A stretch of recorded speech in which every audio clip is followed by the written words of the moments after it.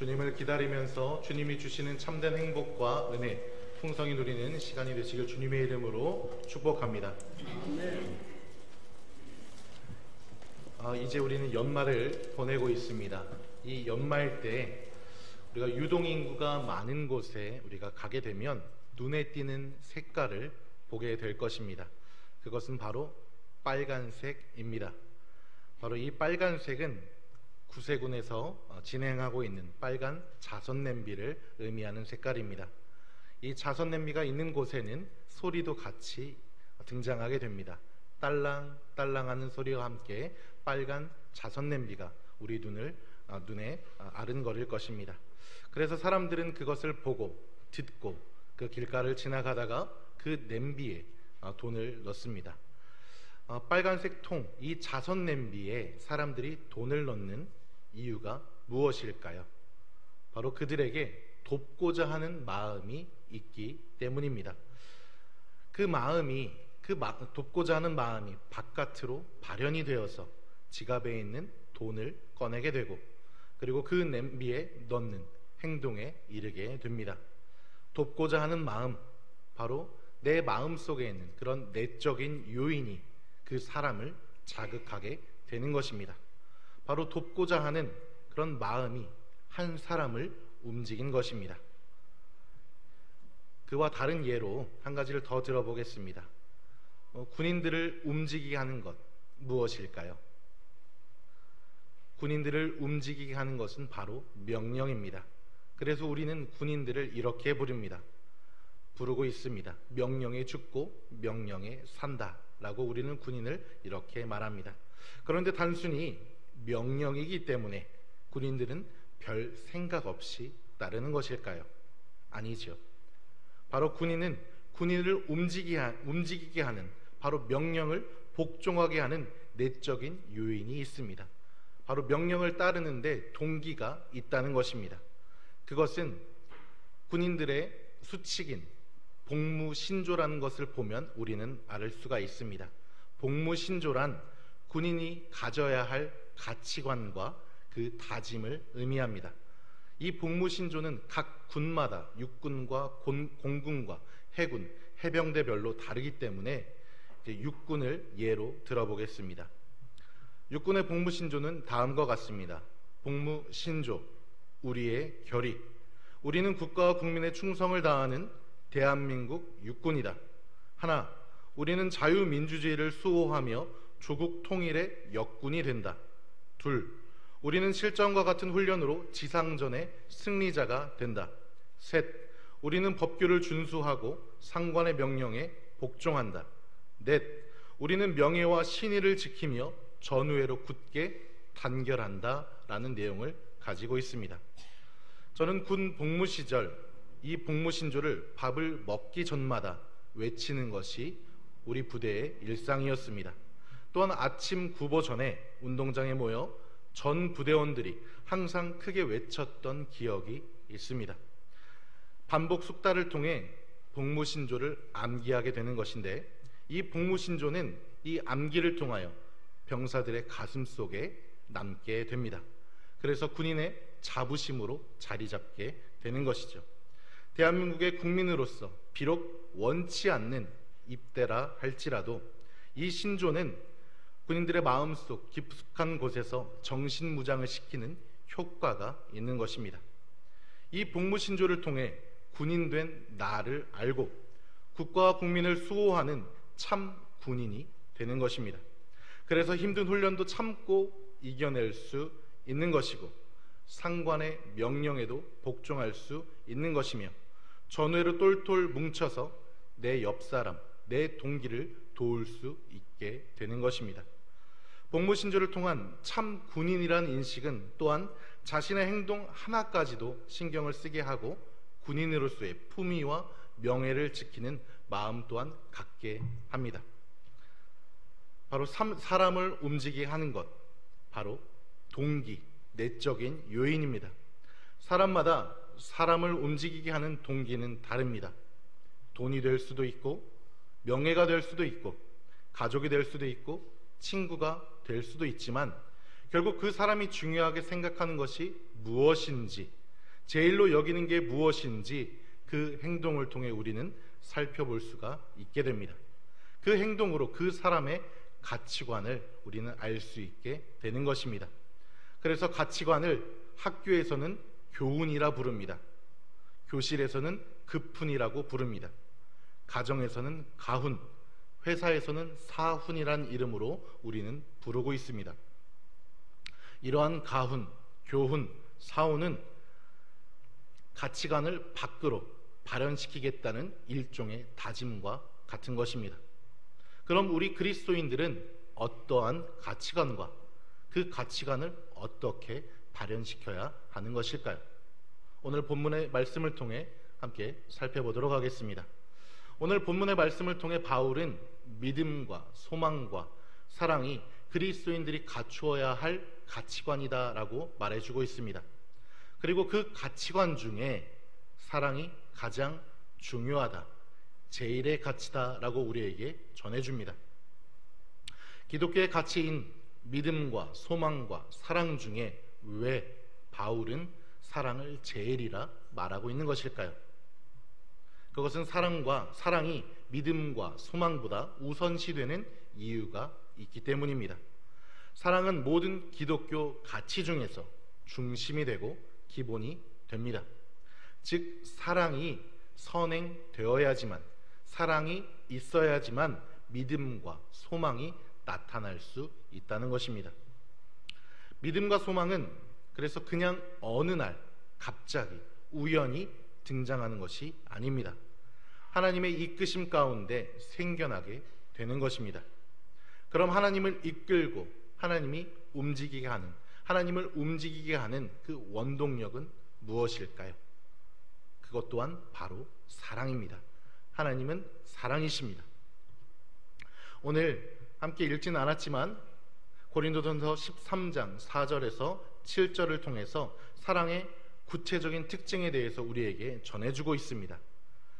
고린도전서 4장에서 7절의 말씀입니다. 사랑은 오래 참고, 사랑은 온유하며, 시기하지 아니하며, 사랑은 자랑하지 아니하며, 교만하지 아니하며, 무례히 행하지 아니하며, 자기의 유익을 구하지 아니하며, 성내지 아니하며, 악한 것을 생각하지 아니하며, 불의를 기뻐하지 아니하며, 진리와 함께 기뻐하고, 모든 것을 참으며, 모든 것을 믿으며, 모든 것을 바라며, 모든 것을 견디느니라. 아멘. 사랑은 앞서 언급한 15가지의 이러한 특징들이 존재합니다.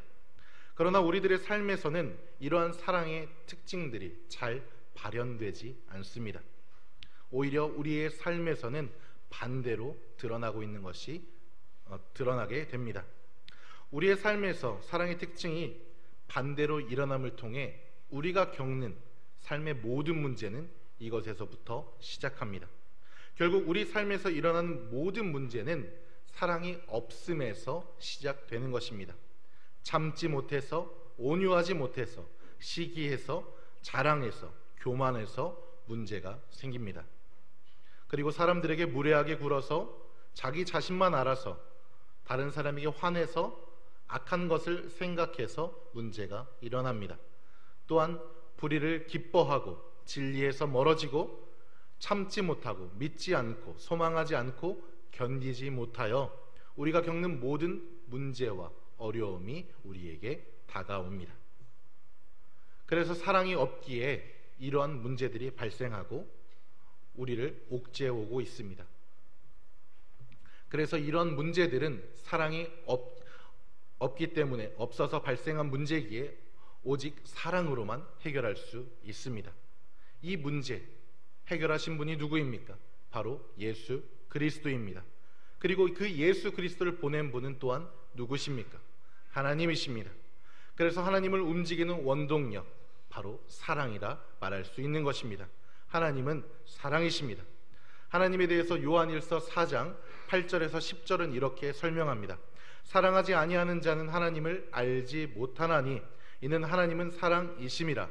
하나님의 사랑이 우리에게 이렇게 나타난 바 되었으니 하나님이 자기의 독생자를 세상에 보내심은 그로 말미암아 우리를 살리려 하심이라. 사랑은 여기 있으니 우리가 하나님을 사랑한 것이 아니요 하나님이 우리를 사랑하사 우리 죄를 속하기 위하여 화목 제물로 그 아들을 보내셨음이라. 아멘. 하나님께서 우리를 사랑하셔서 예수 그리스도를 보내셨습니다. 그분의 사랑을 통해 우리의 문제, 죄의 문제가 해결되었습니다. 요한복음 3장 16절에서 고백합니다. 오직 그를 믿는 자마다 영생을 얻게 하시겠다라고 우리에게 선포하셨습니다. 하나님의 사랑인 바로 예수 그리스도를 통하여 우리가 얻게 된 것 무엇입니까? 바로 구원입니다. 영생입니다. 우리는 이제 예수 그리스도를 통하여 더 이상 희생 제물, 희생 제사를 드리지 않아도 되고 예수 그리스도의 이름을 통하여 누구나 하나님께 예배할 수 있게 되었으며 누구나 하나님을 아빠라 부를 수 있게 되었습니다. 이러한 권리를 우리는 받게 되었습니다. 이것이 가능하게 된 이유 어디에 있습니까? 이것을 가능케 한 이유 무엇입니까? 바로 십자가입니다. 우리에게 구원의 기쁨을 누릴 수 있게 한 것은 십자가에 달리신 예수 그리스도의 죽음입니다. 성경은 십자가에 달려 죽으신 주님의 은혜를 선물이라 표현합니다. 로마서 5장 15절에는 그것을 이렇게 표현합니다. 그러나 이 은사는 그 범죄와 같지 아니하니 곧 한 사람의 범죄를 인하여 많은 사람이 죽었은즉 더욱 하나님의 은혜와 또한 한 사람 예수 그리스도의 은혜로 말미암은 선물을 많은 사람에게 넘쳤느니라. 아멘. 예수 그리스도의 죽음으로 많은 사람들에게 영생의 선물을 얻게 되었다는 것입니다. 선물을 받았다는 기쁨 우리는 누릴 수 있게 되었습니다. 바로 하나님의 자녀가 되었기 때문입니다. 하나님께서 우리를 사랑하신다는 것을 우리는 알게 되었습니다. 하나님의 사랑을 알게 되었으니 우리 마음속에는 무엇이 생기게 되었습니까? 바로 하나님을 향한 믿음이 생기게 되었습니다. 믿음은 신뢰하고 확신한다라는 뜻을 가지고 있습니다. 하나님의 자녀로서 우리가 갖고 있는 이 구원의 확신, 영생의 확신 어디에서 오는 것입니까? 바로 예수 그리스도의 십자가에서 오는 것입니다. 예수 그리스도로 인해 우리는 하나님의 사랑을 믿을 수 있게 된 것입니다. 바로 하나님이 우리를 사랑하시는구나라는 확신이 생겨 믿을 수 있게 된 것입니다. 본래 우리 사람들은 악하기에 보여줘야만 믿습니다. 그래서 무슨 일을 하든 간에 증거를 찾고 증거를 가져오라 우리에게 요구합니다. 하나님께서 우리를 사랑하신다는 증거 어디에 있습니까? 예수님이 바로 그 증거이십니다. 바로 하나님께서 예수 그리스도를 통해 십자가에 달려 죽게 하심으로 하나님께서 우리를 향한 사랑을 확증하셨습니다. 이 세상의 가장 중요한 증거를 예수 그리스도를 보냄으로써 우리에게 각인시켜 주셨습니다. 그래서 사랑으로 믿음이 생겨나는 것입니다. 그 증거는 십자가입니다. 이것은 우리의 결혼식에서도 드러납니다. 결혼의 과정에서도 드러납니다. 결혼은 연애의 감정이 사랑으로 발전한 것입니다. 서로 간에 발전된 사랑의 감정을 가지고 연애라는 시간을 갖습니다. 이 연애라는 시간을 통해 서로 간의 사랑을 확인하는 시간을 갖습니다. 그래서 이 사랑을 확인한 후에 서로를 믿고 결혼을 결정합니다. 결혼은 그냥 사랑하기에 결정하는 것이 아닙니다. 그리고 결정되는 것도 아닙니다. 서로의 사랑을 확인하는 이러한 작업을 통해 믿음이 확신되는 과정을 거쳐 결혼이 결정되는 것입니다. 사랑하고 믿고 결혼한 후에 무엇으로 넘어가게 됩니까? 다음 단계는 무엇입니까? 바로 믿음을 통해 결혼을 하게 된 두 남녀가 가정을 이루며 꿈을 꾸게 됩니다. 꿈을 꾼다는 것은 어떻게 살아갈지, 자녀의 계획은 어떻고 그 아이들을 어떻게 양육해 나갈 것인지에 대한 청사진을 그리는 것입니다. 청사진, 꿈을 꾸는 것, 이것이 바로 소망입니다. 그럼 이 소망 어떻게 생기는 것입니까? 로마서 15장 13절은 소망이 생기는 것에 대해서 이렇게 설명합니다. 소망의 하나님이 모든 기쁨과 평강을 믿음 안에서 너희에게 충만하게 하사 성령의 능력으로 넘치게 하시기를 원하노라. 아멘. 바로 소망은 믿음을 통해 생기게 됩니다. 우리가 무엇을 믿기에 소망을 품을 수 있는 것입니까? 바로 예수 그리스도를 믿기에 우리에게는 소망이 있습니다. 예수 그리스도께서 그럼 무엇을 하셨기에 우리에게 소망이 생길 수 있게 된 것일까요? 바로 복음입니다. 복음을 통하여 우리는 예수 그리스도를 믿게 되었고 소망을 품을 수 있게 되었습니다. 복음이란 크게 두 가지로 나눌 수 있습니다. 하나는 예수 이름을 믿는 사람은 구원을 얻는 것입니다. 우리가 가지고 있는 죄의 용서입니다. 십자가에 달려 흘리신 보혈로 우리의 죄의 문제가 해결되었습니다.